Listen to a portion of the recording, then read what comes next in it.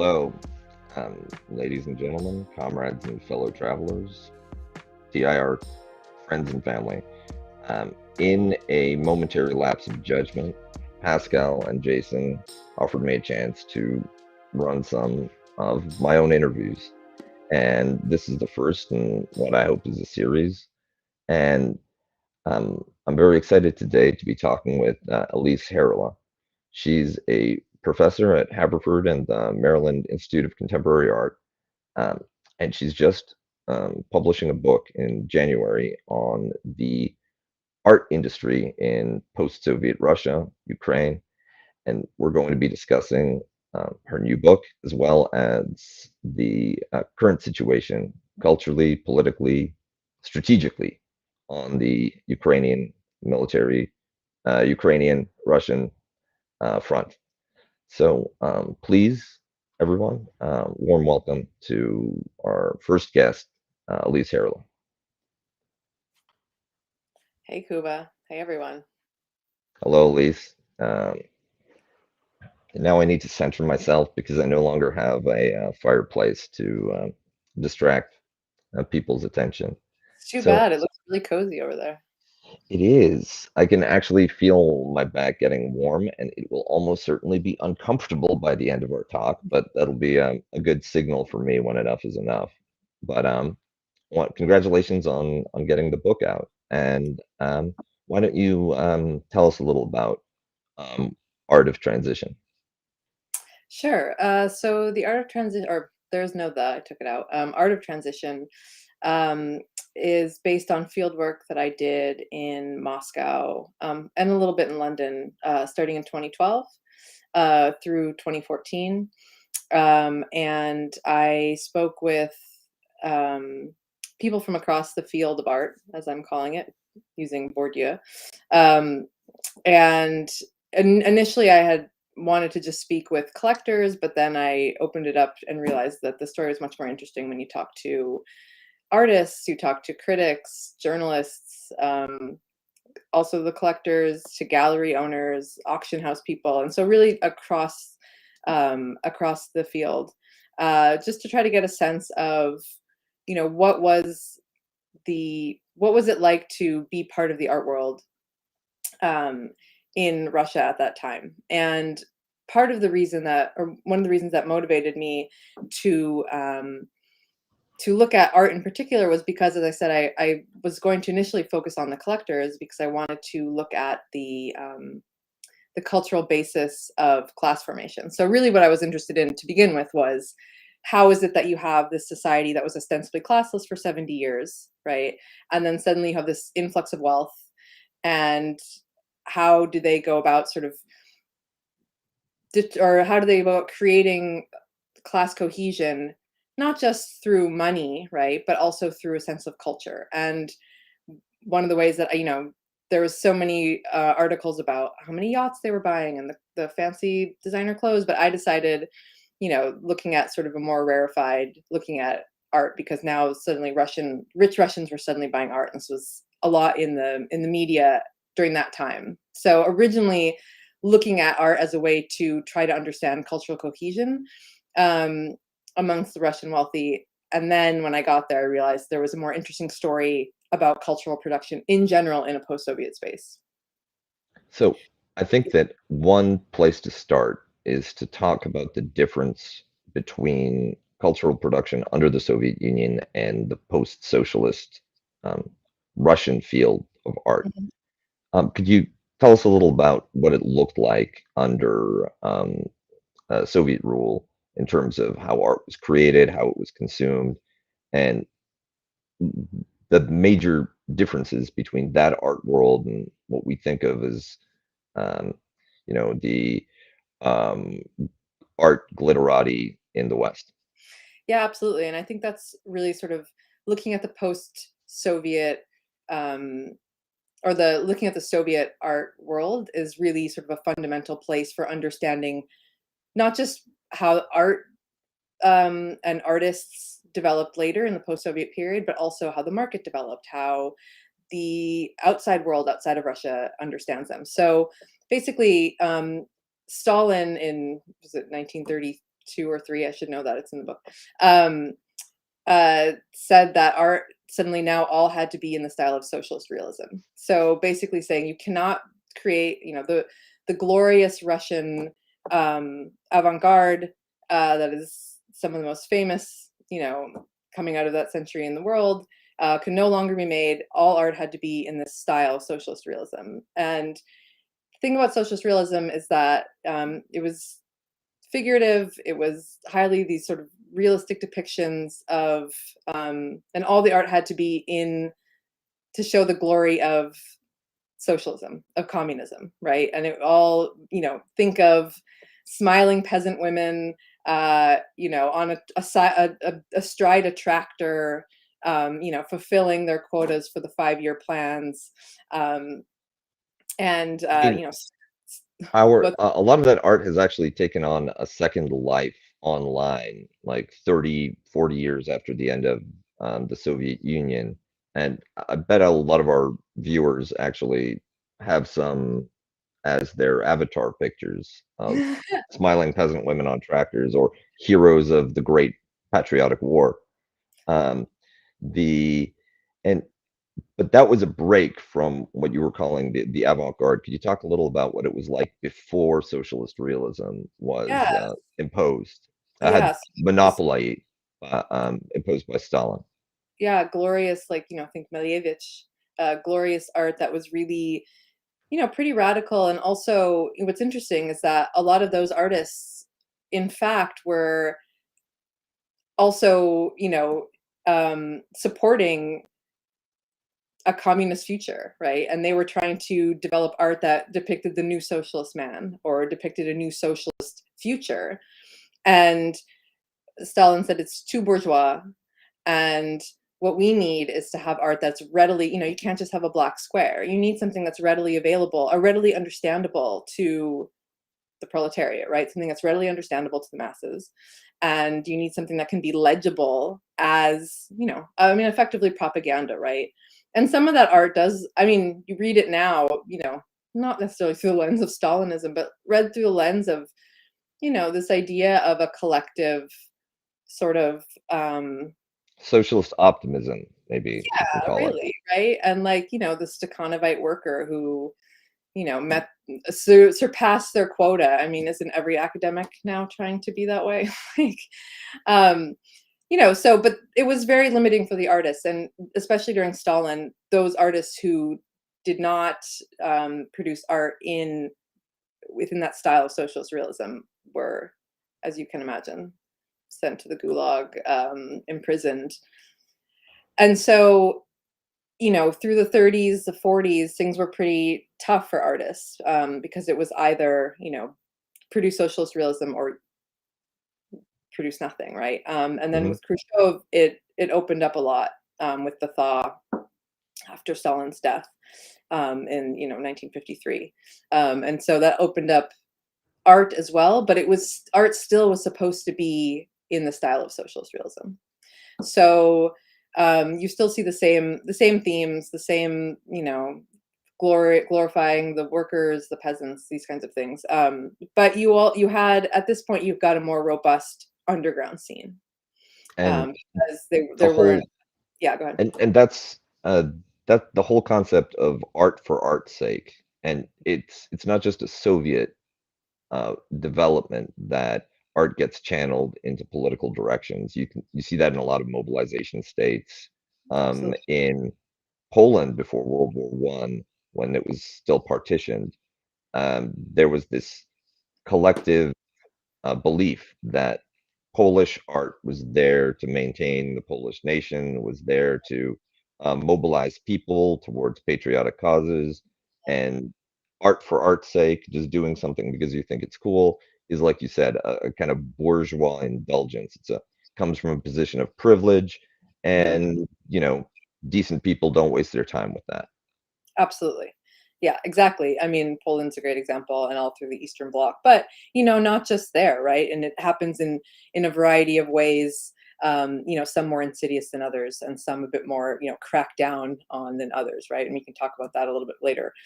Thinking about art and soft power in the nation. I mean, especially, yeah, interesting, like vis-a-vis somewhere like China. But yeah, so then it opens up, and then you have underground art that is often, more what you're talking about, art for art's sake, or not just, making art for the state, right?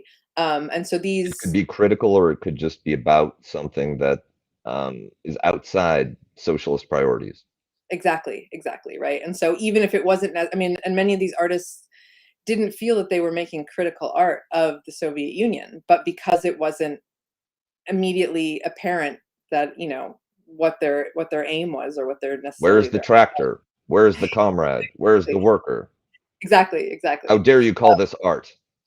This is just 3 lines on a page. And so these artists were often seen as dissidents, and they were punished, but it was a lot less extreme than under Stalin.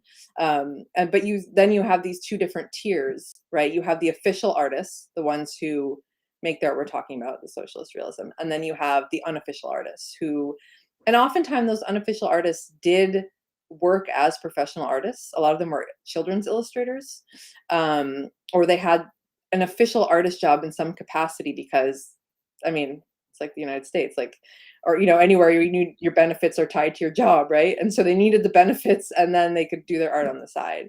But what this meant was, because there is no private property, there's no art market. And in fact, I should have mentioned earlier, in 1932, when, you know or actually before that, when private property is nationalized, right, all these massive art collections were then taken over by the state.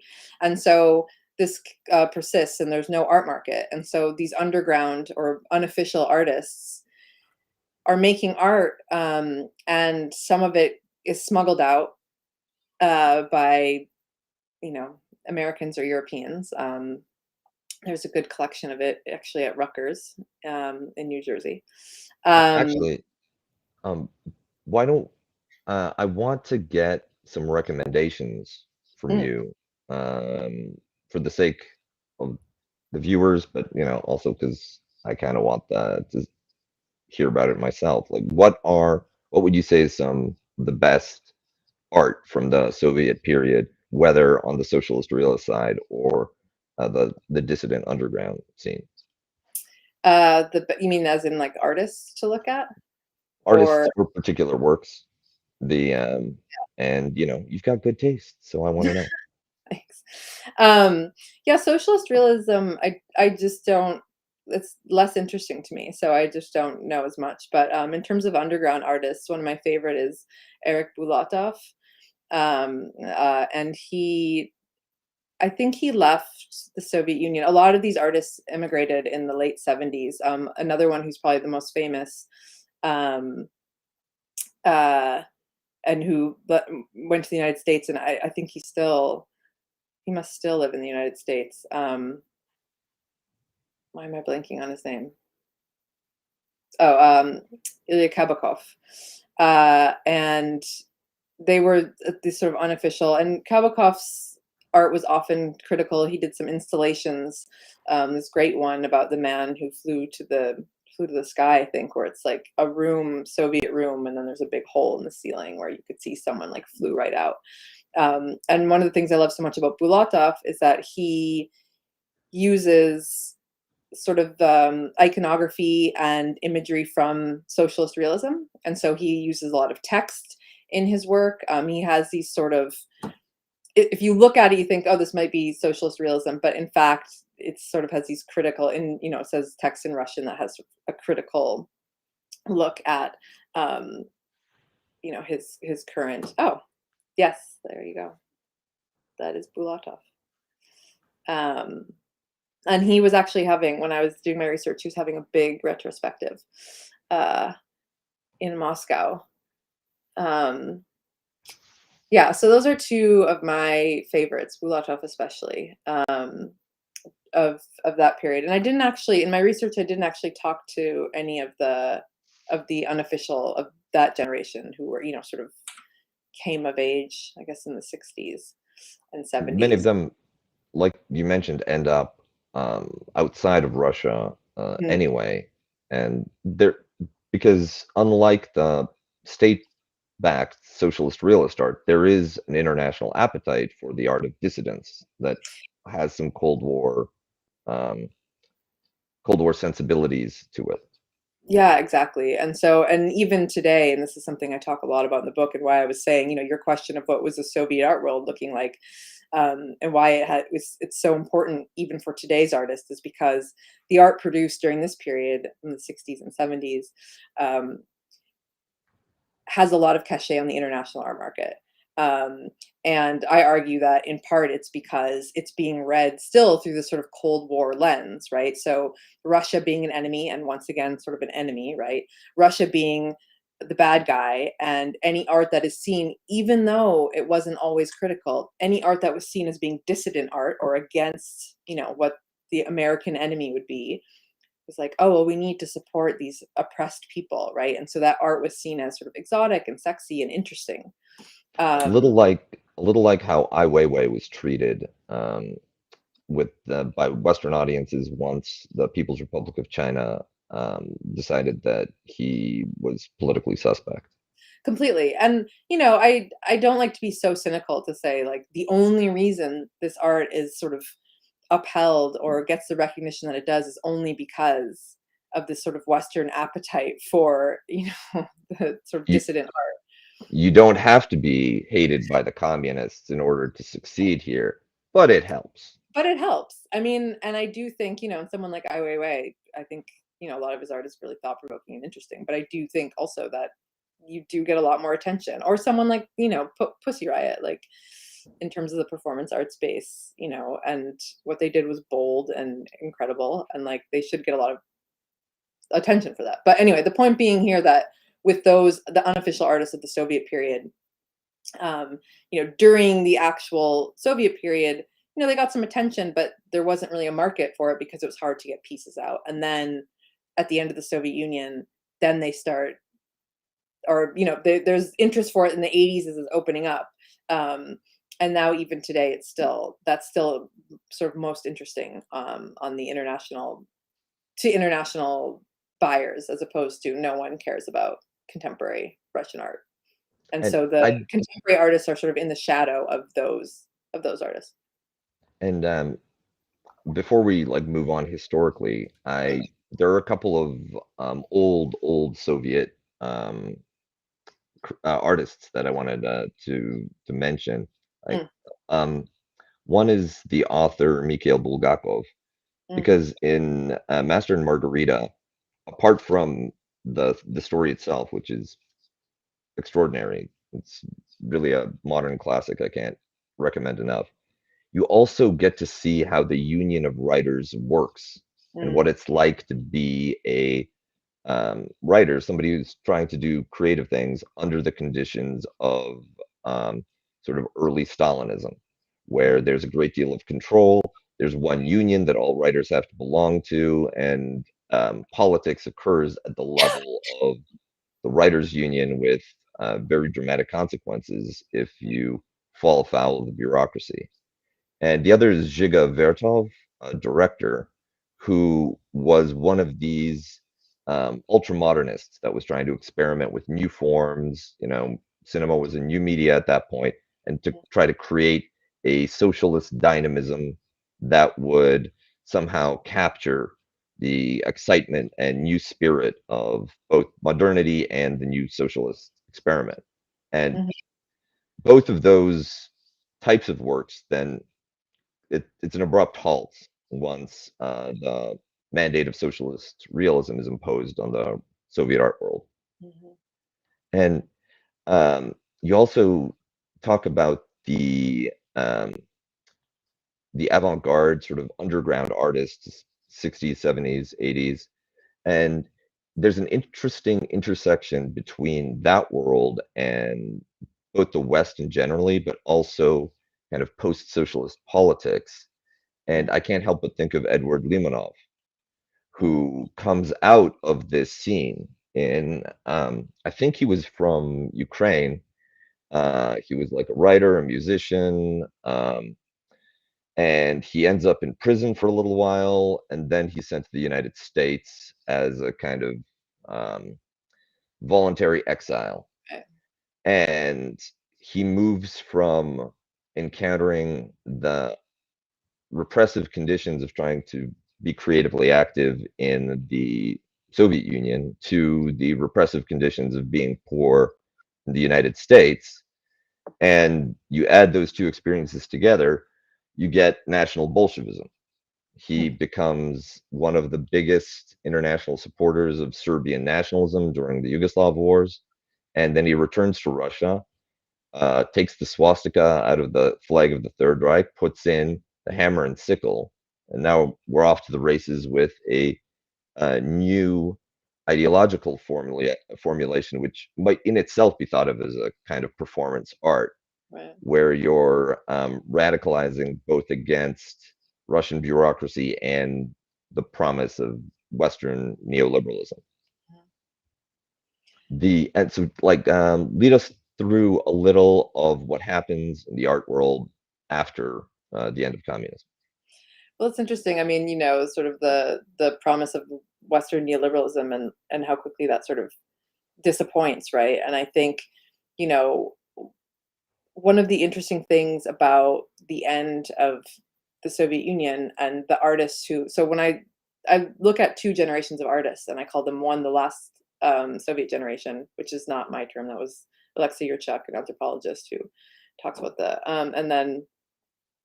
uh, the first post-Soviet generation. And this last Soviet generation, they'd come of age, the last generation to come of age during the Soviet period. And so they really had artistic training that wasn't socialist realism. They had training that was, an ideological training within socialism, even if it was late stage socialism and things were, stagnant and um, Breaking whatever. down. Yeah, breaking down, but it was still a way of life, right? And I think one of the things that was interesting for those artists when the Soviet Union fell was, on the one hand, it was exhilarating because then it was like we have autonomy now and we can do whatever we like. And then on the other hand, it was terrifying because all the institutions are gone. So you brought up the union, the writers' union. I mean, the artists' union was also very instrumental for supporting artists, even if, as I mentioned, they were unofficial artists, right? And even today, some young artists still have finagled getting artist studios from the union, which is a perk that not many people get. But the point being that um, it was a complete decimation of any kind of infrastructure for the art world. And if you have society that's like sort of scrapped, or an institution, all institutions have been scrapped, is art going to be the first thing that they scramble to sort of set up to help people out? Not really, right? So they found themselves sort of um, in free fall. And for some artists, they said, this was like the most exciting time to make art. And the autonomy, the feeling of being able to do whatever they wanted, and that they were sort of erecting the world, the art world, in by themselves, right? And then later, once the market started, and once that, like, the perversion of Once the capitalist art, capitalism arrived properly. that really sort of shaped and shifted things. And you know the artist said you went basically from being able to make art for art's sake, and it was sort of for a community and an intellectual exercise, and And for the love of art, to what will the market want. and I think that one thing that might be helpful for some of our viewers Mm, is this period, the 1990s. If you try to find a comparison, a touch point that's like better known in the West, it's mm, a lot of kind of punk rock, do-it-yourself sensibility, mhm. uh, because those were movements that were also pioneered by people who didn't have a lot of economic resources, who were outsiders, who had to do everything themselves, and were not aiming to ascend any kind of cultural or professional or economic ladder. But Yeah, as long as they had the autonomy to do what they wanted, they could make art for themselves, their friends, and later unhappy teenagers across the suburbs of the world. right. And That's that becomes available in and a possible kind of model And so you have this sensibility in the 1990s among a lot of Russian creatives, and not just Russian, but also all across the Eastern Bloc, that this is how you can do art. This is how you can be creative. Don't worry about the job. Like, scrounge for the places that you can get. There's resources available, but you have to take them yourself, because the structure of the state, anything that would normally be the gatekeeper to a studio or to a salary or to an honorarium, that's all gone. And so you're on your own, but also there's nobody standing in your way anymore. And this is one of And the reasons that performance art was so glorious in the 90s in Russia, was because people didn't have money for supplies. They just didn't have money. So you can use your own body and you can, create art just literally with your person, as opposed to needing to buy expensive canvases and things. Um, and and can you so, recommend, like, if is there anywhere, like, are there YouTube videos, or is there any place where people could like see some of this art from that period, to get a sense of it? And I, what, yeah, go ahead. and if you have your recommendations, right? Yeah, The hold on, I'm looking. I can't think of a site offhand that would have, um, Our viewers are good at Google, so you can just like give names. yeah. So Oleg Kulik, Kulik, did these really kind of extraordinary performances where he was a dog, um, and was in a cage. He bit an art critic. I think he would attack people. Appropriate. What's King. that? King. Yeah, You know. yeah. So and I mean, he had a variety of performances that were kind of like that. Um, that were sort of jarring and sort of interesting like that. So I would recommend checking him out. He's sort of, and the younger artists that I spoke to talked about having like really strong aversions to his work, saying like, this isn't art, this is so wild, until they sort of finally understood, like, oh right, art had moved beyond just you know the peasants on tractors. So And so what happens with the market emerging in post-socialist Russia? What does that process look like, and where does it lead to? yeah, so I think it's built slowly. There's a few galleries in the early 90s, and they are all sort of just for themselves, and no one's actually really buying. They're just more sort of spaces. And in fact, one gallery was really just a squat that people hung out in. Um, and so it sort of builds along, and the 90s, as one artist said, it was like awful but interesting, and it's slowly moving along. But then by the 2000s, as Putin comes to power and the country gets more economically stable, and you see a rise in incomes, middle class, and then also you see sort of that the new wealth shift from sort of really conspicuous consumption to then they start buying art. And so then you see more of the infrastructure developing in the 2000s of sort of a proper art market in Moscow and in St. And Petersburg. when you say a proper art market, it's not middle class people with those rising incomes buying, but it's the elite, status consumption market that you think Right. of about New York or London. Right. Yeah. It's, the higher end stuff. And what's interesting is that it's still, it's not just, I mean, I had sort of thought when I started that it was only the very wealthy people who were buying art. And I learned later, that there was people who had been collecting since the Soviet period, quietly. And they're sort of more intellectual, or what we think of as more, they're not super rich. Maybe they were lawyers or doctors or something. And they are academics, and they had sort of been quietly collecting and amassing. And also they were often friends with artists. So you had collectors like that, and then you also did have, sort of the elite, and you had a few collectors who, many Russian collectors didn't actually want to collect Russian contemporary art. So, but you did have a few who were really sort of keen on um, supporting Russian culture and really trying to uh, sort of preserve contemporary Russian art, because they knew the interest in it was pretty low.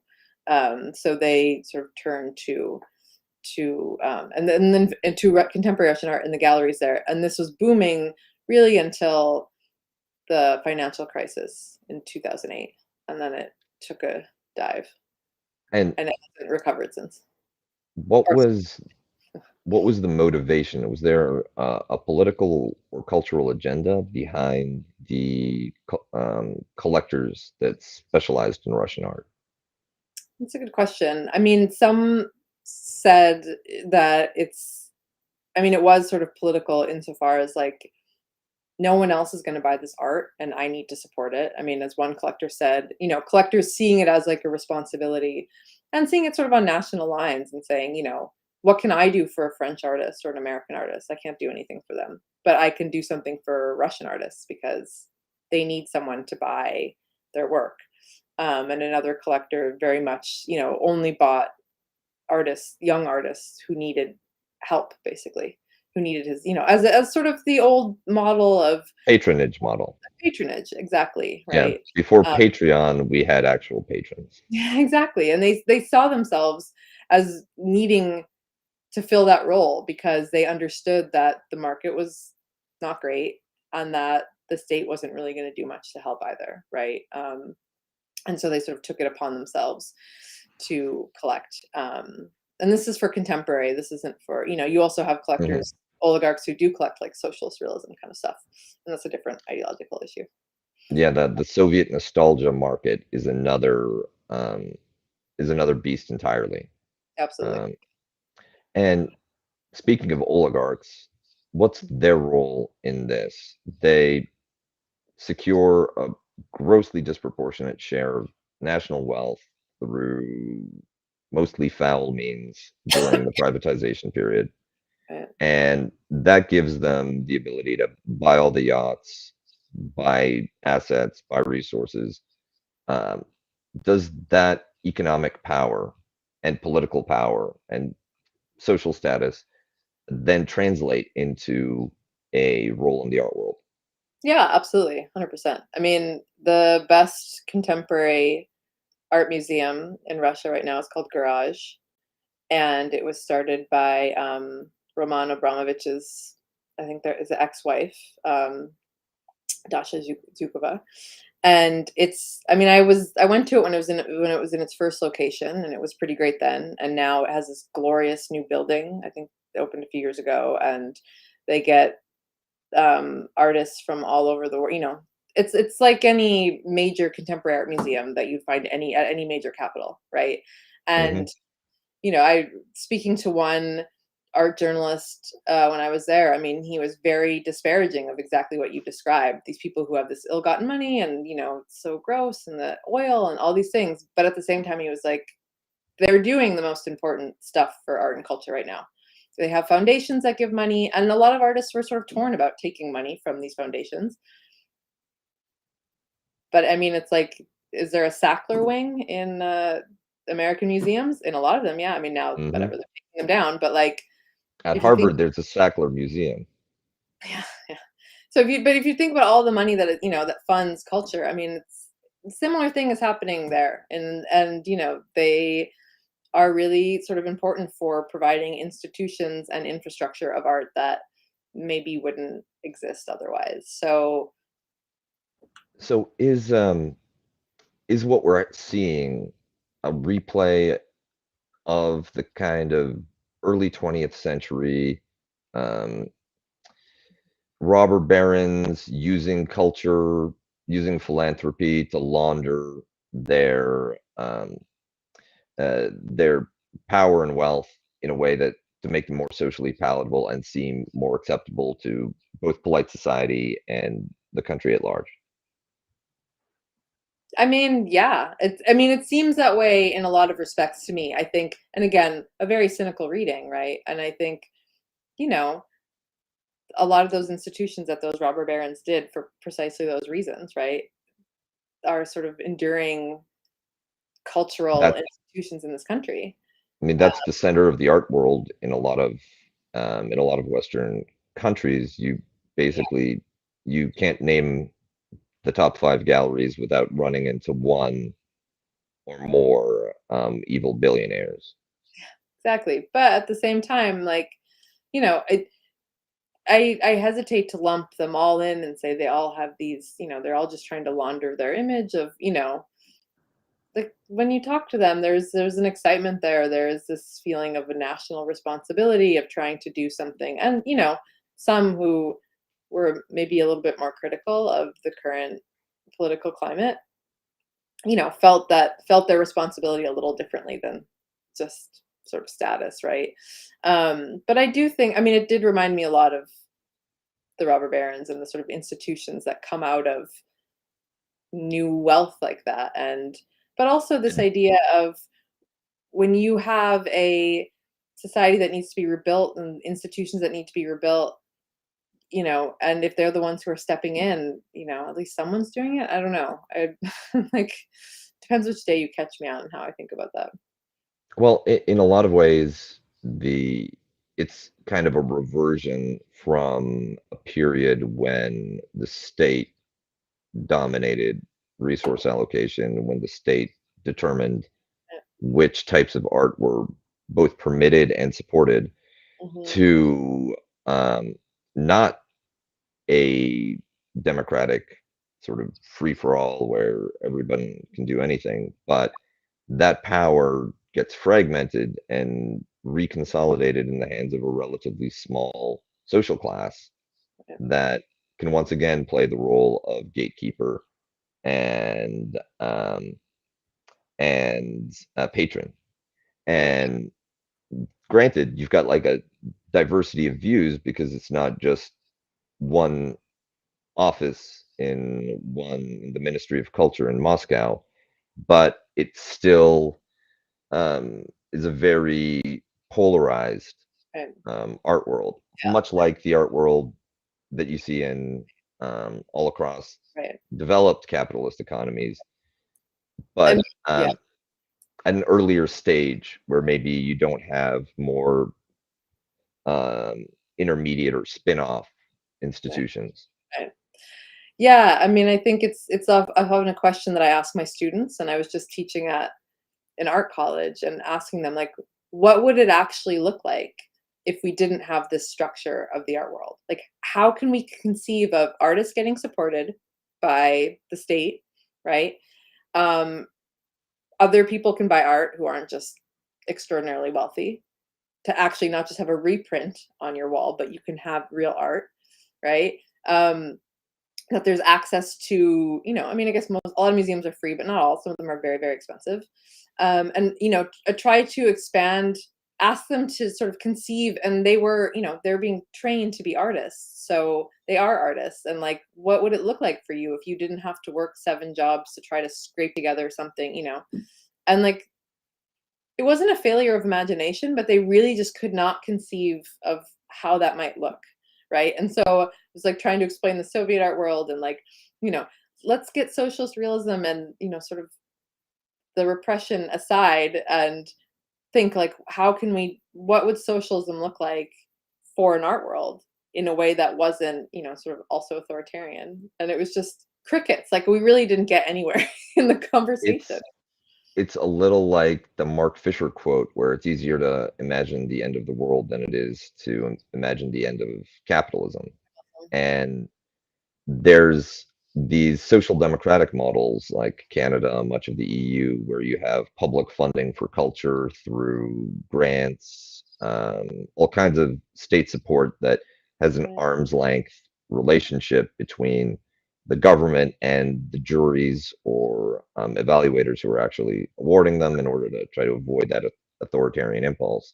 But it's always a kind of um, modification or a supplement to a fundamentally commercial art market that's driven by big collectors with um, the kind of money that can like move public taste.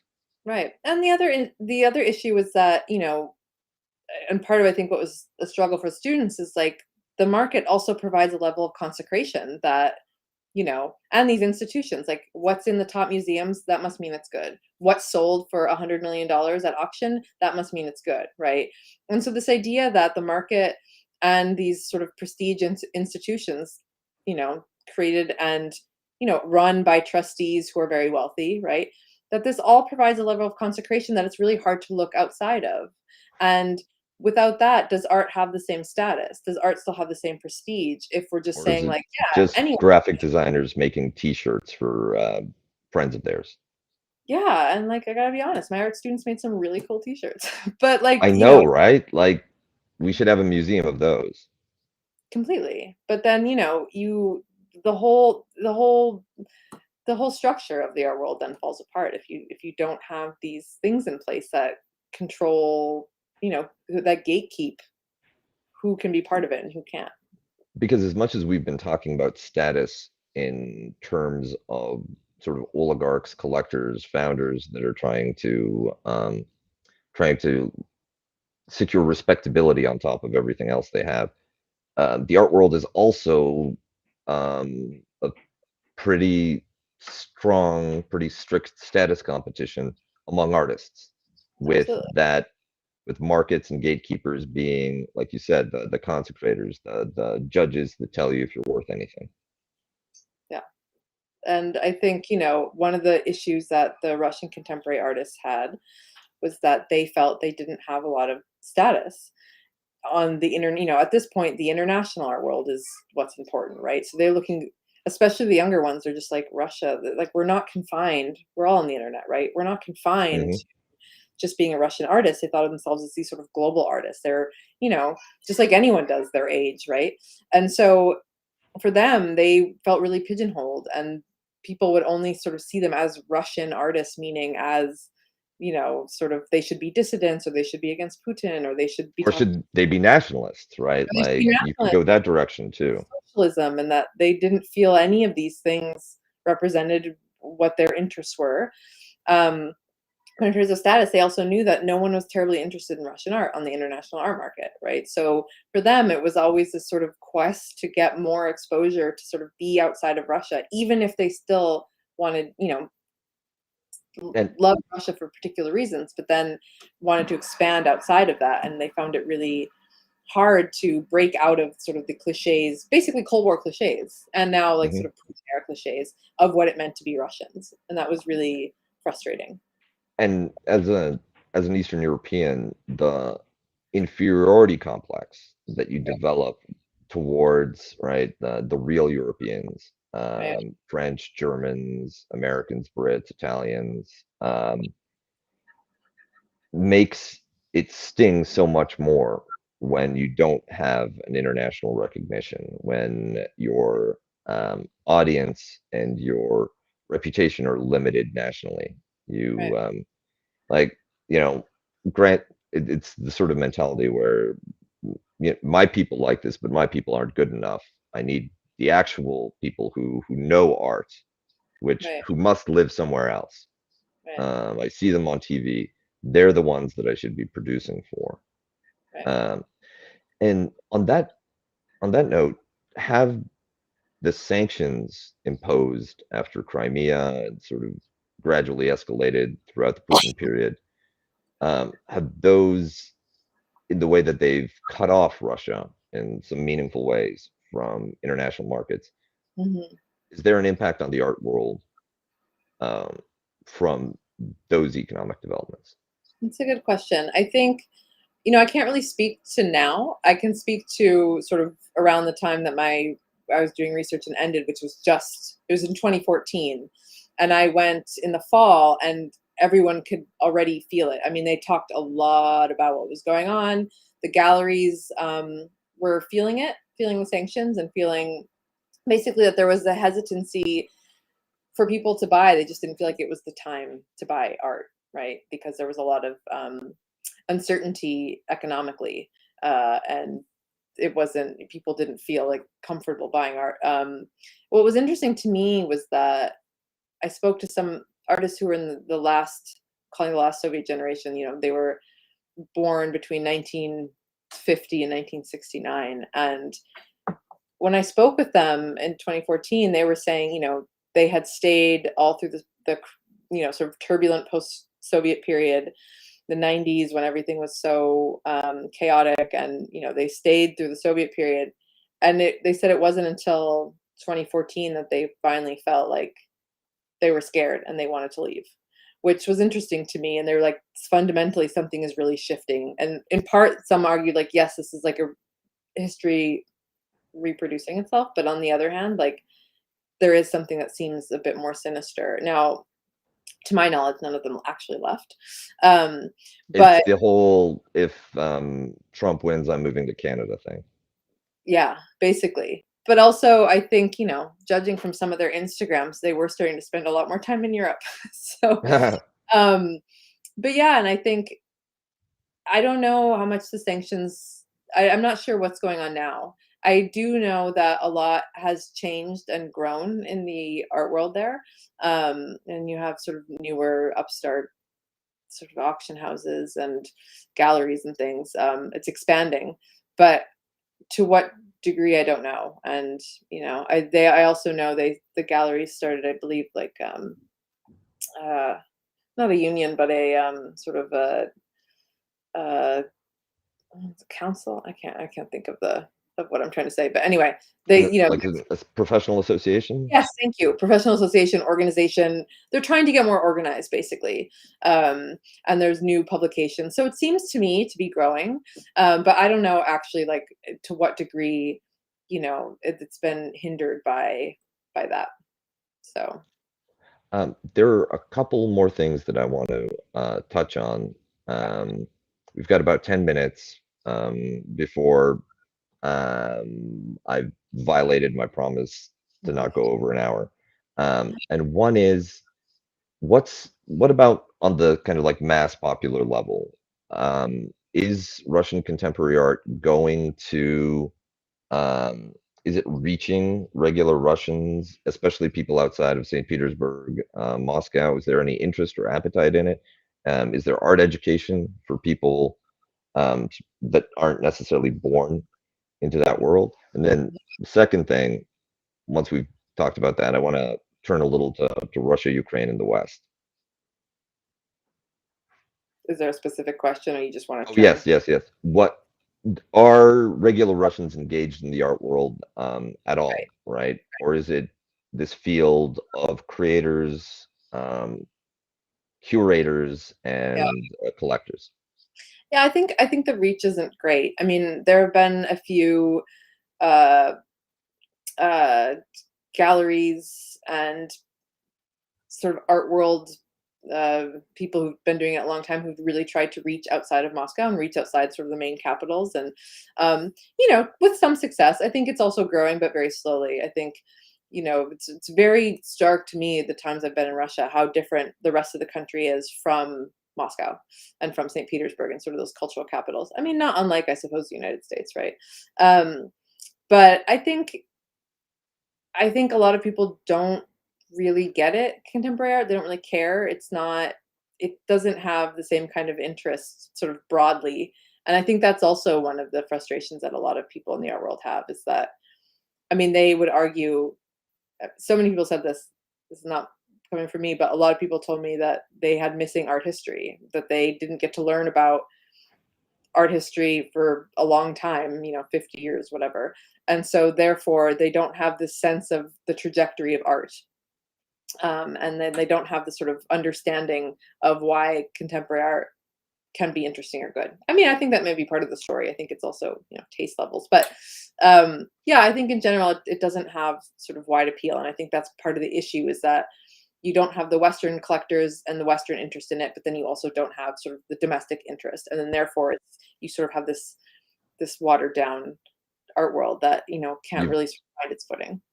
you have to rely on a small number of individuals, kind of onesies and twosies for your support. And if they don't like you, then there are few alternatives. Yeah. The and in terms of and you mentioned that Russians don't get art education. Is there, I remember one of the elements of the Soviet period was this broad exposure of people to the kind of classical elements of Mhm. Russian culture, ballet, classical music, chess, and that was a non-trivial cultural achievement of the Soviet Union, something Totally. that Western countries struggled to replicate. Mhm. Uh, right now, is there continuity with that?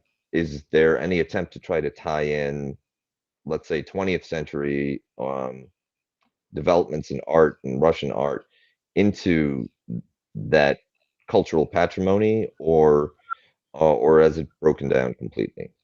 And that's a good question. I'm not actually sure. I don't know what art education looks like at the moment. I do know that one of the important things that happened in the 2000s was sort of the established like the contemporary art, or sort of contemporary art institutions and schools were established that didn't exist before. So there was actually, a way to be educated in art as you might find, outside of At Russia. MICA, At MICA, for example, where I'm teaching, right? But that didn't exist before, and I think that was really important. But in terms of, secondary school or something, I imagine there might be, but I don't know. I'm not really sure. But and there's definitely like ability to have access to it, right? Where in ways before that it didn't exist. and part of that might also have to do with just accessibility of internet and digital technology, that you don't have to actually go to Moscow and go to the gallery. In fact, they probably wouldn't let you for COVID. So Right.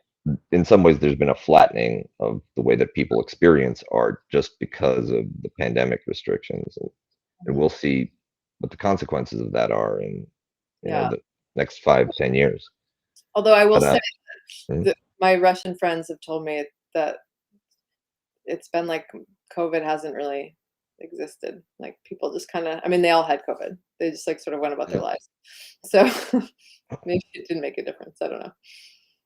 the yeah, like at least they're living up to that stereotype of like Russian toughness, indifference to suffering. Let this be a warning, Westerners, right? They But they did get the speaking. vaccine first, which Yeah, they Sputnik V. Um, get there credit should be for. actually some great.